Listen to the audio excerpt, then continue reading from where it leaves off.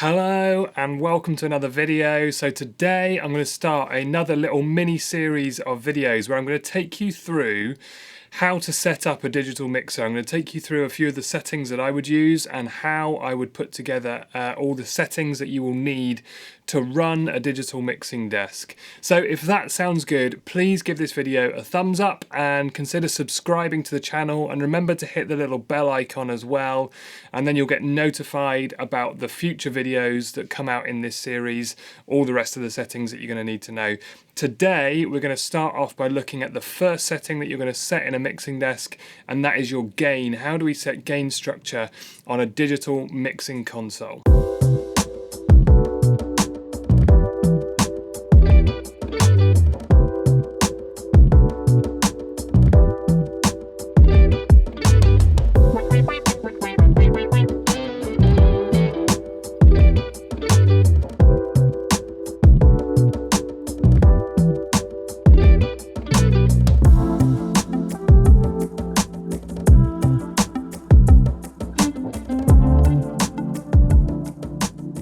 So the first question we're going to ask ourselves is, why is it so important to set our gains? Why do we need to worry about gain structure?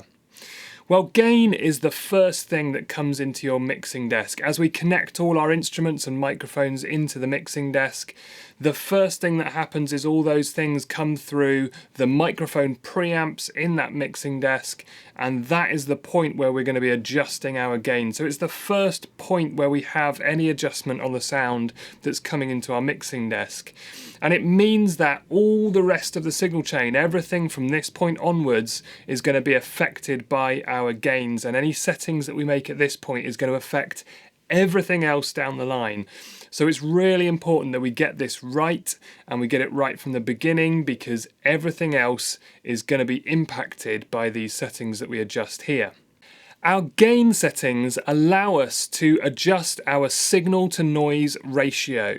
Signal and noise are both two technical terms that we use in sound engineering, and essentially what they mean is signal is the bit of sound that we want, and noise is the bit of sound that we don't want. And pretty much always in our audio we're going to have sound that we want and sound that we don't want. What I mean by the sound that we don't want is anything like hisses, hums, buzzes, all that kind of stuff.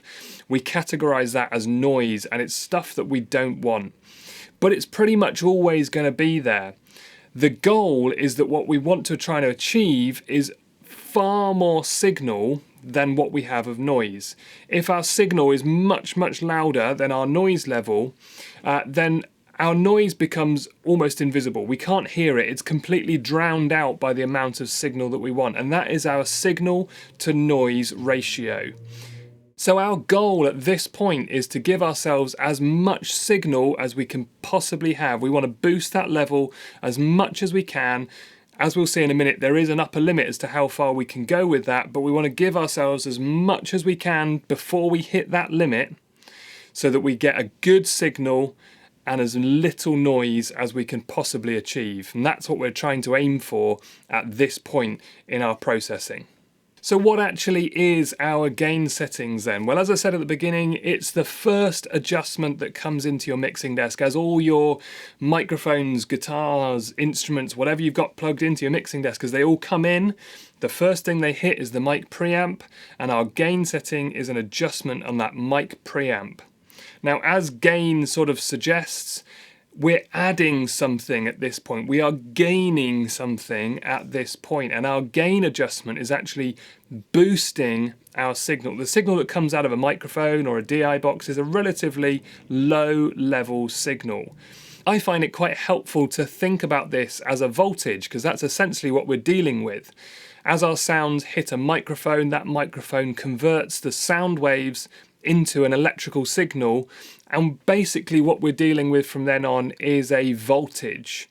And so what we have that comes into our mixing desk, into our microphone preamps, is a very small voltage.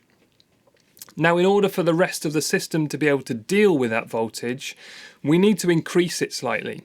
We need to give it a bit of a boost to make that voltage a slightly bigger one so that the rest of the system can then start to do something with that signal, with that voltage. And that's where our mic preamps come in, and that's where our gain stage starts to take effect. So we are, generally speaking, going to talk about gains in terms of decibels. How many dB of gain have we added to our signal? And it will almost always be a positive number. It is possible to have a reduction at your gain stage. You can pull levels down, but it's fairly rare that that would happen. Most of the time you're going to be looking at a positive number. We're going to be adding a certain number of dB to our signal right there at the beginning. And depending on what it is that you have plugged into the system, different microphones, different DI boxes, different instruments, you're going to have a different amount of gain added. But some of the typical values you might see might be plus 20 dB, plus 30 dB, plus 40 dB even. All of those values will be fairly typical, fairly standard. If I saw any of those on a mixing desk, I wouldn't have any problems or concerns whatsoever. But we'll look more at that as we go through the video. So how then do we understand the gain readings in our mixing desk? Well, the very first thing you need to do is you need to take a look at your mixing desk and you need to find your meters on your mixing desk. Now I have my mixing desk over here and I'm going to set some settings for you on here to show you how this works. Now in my case, on this mixing desk, my meters are here just to the right of the screen, but on your mixing desk they could well be in a different position. Now once you've found your meters, the next thing you need to do is you need to read the numbers that are indicated on that meter. Now to make this slightly clearer for you to see, I'm going to put this on this screen here. I have some software that is connected to my mixing desk so that you can see nice and clearly what is happening when I make adjustments on this mixing desk. Now if we look at the software here, I've actually got a level indicator, the main level indicator here to the right hand side, and an individual indicator here for each of the channels. Now you will see on my indicators here that I have a 0 position with then some numbers going above that. So below 0 I have -10, -20, -30, -40. All of those going up to 0, 0 about 2/3 of the way up, and then above that +10, and then PK peak, a peak position here at the top, and we'll look at that again in a minute. Now that is one type of level indicator that you might find on your mixing desk. And the key thing to look out for here is, where is 0 position? Is it approximately 2/3 of the way up with then further numbers registering above 0? Or some mixing desks will show 0 as the highest possible position with nothing above 0. And that's really important, and you need to know that first of all before we can do anything else. Is 0 2/3 of the way up your indicator with further positive numbers above that? Or is 0 at the very top with nothing higher and all of your readings are a negative value? Now, once you've found those numbers and you've understood whether your meters read up to 0 or whether there are values above 0 on your meters, the next thing that we need to have a look at is the signal itself. And there are various parts of our signal that we need to understand in order to understand what those meter readings mean. Now again, in order to help us understand this, I'm going to put some different software on the screen here where I can show you a signal and show you what is happening with that signal. So here I have a audio recording. I'm not going to play it to you, it doesn't matter what it is. What we need to look at is our waveform here. Now as you can see on our waveform we have this blue section which is a varying signal going up and down, loud parts and quiet parts and everything in between. But there are a couple of things I'd like to point out to you first of all. Now on this particular indicator, anything blue indicates some kind of a signal. Now, I did make a whole video recently about 32-bit audio and looking at clip and what clip is. So if you want to know in more detail, I'll throw the link up here and you can go and have a look at that, and that will help explain some of clip and what it's doing. But basically there are three parts of the signal here that I want you to be able to indicate. I want you to indicate what part of our sound is signal. What part of our sound is the bit that we want, the good bit of audio. And we can see that here, this would be a good signal section of this audio recording. The second thing that we need to understand is clip, and clip is the maximum position that our signal will hit. What is that upper limit? There is a point where our audio can no longer be reproduced, and at that point that's what we call clip, or sometimes it's called peak, and that is the point where we start to hear lots of distortion and it's just an unpleasant place to be, and that's the upper limit of our sound. Now, the third thing that I want you to understand here is the difference between those two things. So how much space do we have from the top of our signal up to clip? And that is what we call headroom. So we've got our signal. How loud is our signal? We've got clip. What's the upper limit? Where do we stop? And we've got the difference between those two things, and that's what we call headroom. And before we can set our gain, we need to understand all three of those things. So let's head back over to our control software. And here we can start to look at how are we going to set our gains. Now, once you've found those meters and you've read those numbers and you've seen whether your indicator goes up to 0 or whether it goes beyond 0, there are two sets of numbers that I'm going to need you to learn or to understand and to try and remember when you come to setting your gain. So first of all, if your indicators are like mine and they go to 0 and beyond, you've got numbers above 0, then the place that you're going to aim for when you come to setting gain is that 0 dB point. That's our goal, that's where we want to go for, and it doesn't matter if it goes above that and below that as long as it's averaging around 0 dB in the middle. Our headroom at this point is the number of decibels you have between 0 and peak, and that will vary from mixer to mixer. Some will have a greater level of headroom up there, and some will have lower levels of headroom. So you do need to check whether your peak levels, the loudest bits of sound, are going to hit clip. Are they going to go all the way up to the top, or are they going to stay just below that? So do just keep an eye on that, but we'll touch more on that in just a minute. But your average sound, the general average for whatever it is that's coming in, whether that's a singer or a drummer or a guitarist, whatever's coming in, their average sound needs to average 0 dB. Now, if you have a level indicator that peaks at 0 dB, then it's no good you trying to average your sound at 0 dB, because anything that goes above that is going to be clipped. So you need to use a different number. If your levels max out at 0 dB, then actually for you thinking about a signal level isn't so helpful, and you need to think about your headroom. How much space do I have between the maximum level of my sound and my clip point? Now, in that instance, my recommendation is that you aim to average your sound at minus 12 dB. At minus 12 dB, that gives you 12 decibels of headroom before you hit clip. Now, when you come to do a sound check, there are two things that you can ask your singers and musicians to give you. You want an average sound, you want to try and work out where the average levels are going to hit, but you also want a maximum sound. What's the loudest they're going to be? Both of those two things are really important when it comes to setting gain. We want that average level. If you've got indicators like this, you're averaging at 0. If you've got indicators that max at 0, you're averaging at minus 12. That's your average level. But we also want to check those peaks and what's the loudest it's going to be. And as long as those peaks are not going into clip, then you're fine. If your maximum level is 0 dB, then I would probably aim for those peaks to hit at about minus 6, maybe minus 4.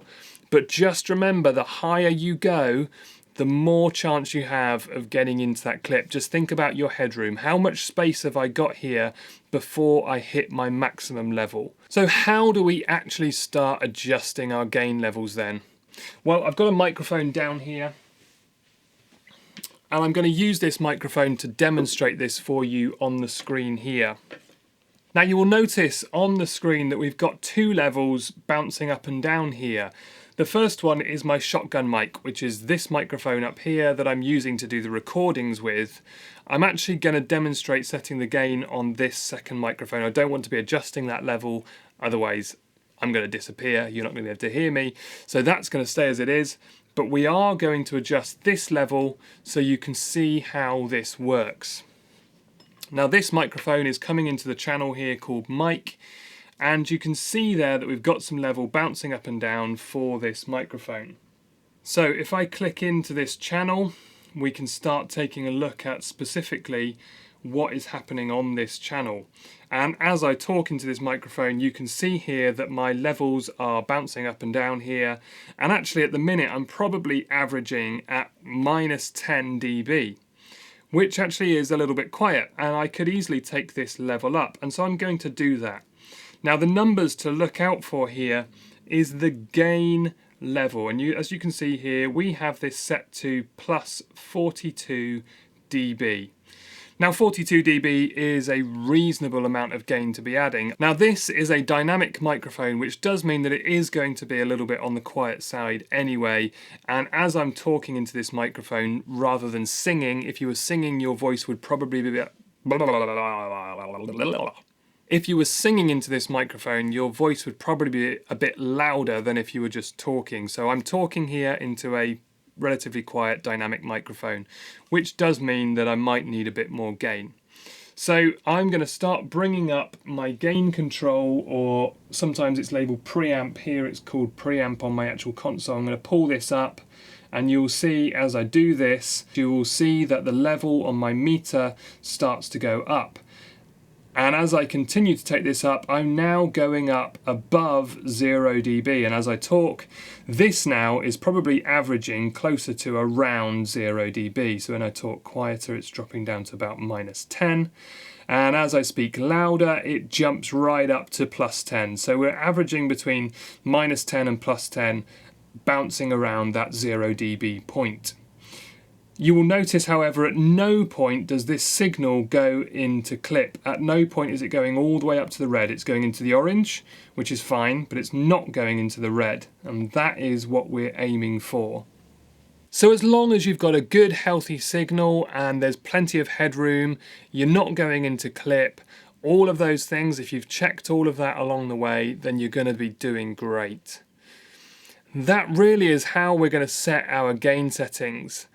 But before we go, I'm just going to leave you with 3 things just to think about, extra things just to remember when it comes to setting these levels. First of all, during your sound check before the service starts, remember that everybody is going to be a little bit quieter than they will be when it gets to the service.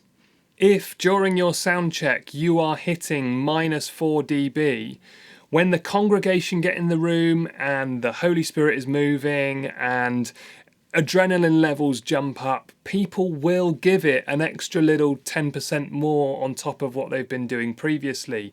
So if at the sound check point you are hitting -4 dB, very nearly going into clip, there's very little headroom left, then you can probably be fairly certain that come the service, when everything steps up a gear, they will go into clip.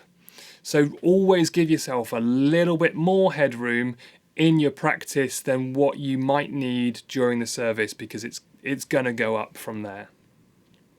The second thing to be aware of is any bleed on the stage. If you've got a singer who's stood right next to a drum kit and they sound check on their own and you say, hey, yeah, that's looking great, we've got some good levels coming in here, and then the drummer kicks in, suddenly what you get through on that microphone might well jump up. And again, if you are very close to your clip point, you're very close on your headroom at that point, Just be careful when other instruments all kick in that any bleed doesn't push you over that edge. You might need to look at repositioning singers or using a drum screen or something like that if that's an issue for you. If you find that every time the drummer hits the snare drum, the vocal mic goes into peak, then you might just need to look at repositioning those because you're getting too much bleed from other things on the stage that's causing your levels to clip. And the final thing is to just look at typical levels that you find when using certain instruments and certain singers with certain microphones. Because any drastic changes in your gain from one week to the next can suggest to you that there might be a problem somewhere. So for example, if I am a singer and this is my microphone and most weeks I have about plus 35 to 40 dB of gain, but this morning you've come along and we now need 54 dB of gain to get the right level coming through this microphone, that should start to ring alarm bells in your head, because at that point you're saying, well, something has changed here. Normally we can do 35 to 40 dB, that's the kind of average range that we normally use. Today we're on 54, we've had to boost this significantly. Have we got a faulty cable? Has somebody gone and stood on the cable during the week while nobody was here? And now this morning we've come in and that cable's now damaged. Or is there some other problem somewhere else? Maybe the cable hasn't quite been plugged in properly. Let's go back and check those things before we go any further. So a significant change in a gain setting can indicate a problem for you. Also, just know that typical values of gain could be anything from about 20 dB up to around 50, 55. This is probably the upper limit of where I would really want to see gain going. If you have gain values into 60 plus dB, that again is an indication that you could have a problem somewhere. Either you've got the wrong type of microphone for that job and it's not doing the job properly, or that person isn't using that microphone properly, or the microphone isn't in the correct position, or you've got a faulty microphone or a faulty cable, or something along the way is not quite right. If you're getting gain levels of 60 dB or more, then I would have a look at that and just see if there is something not quite right somewhere there, because that's a very, very high gain level. 20, 30, 40, even up to 50 dBs, I'm happy. There's no problems in any of that. But much more than that, and you're starting to get a point where you'd say, let's change something here because this doesn't quite look right to me. So that is gain structure. That's how you're going to set your gains. Those are the things to look out for.